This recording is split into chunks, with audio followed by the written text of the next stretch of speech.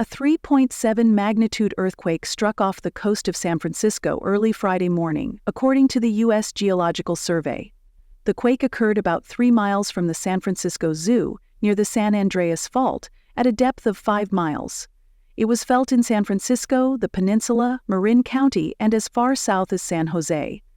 2 aftershocks followed, measuring 2.5 and 3.0 magnitudes.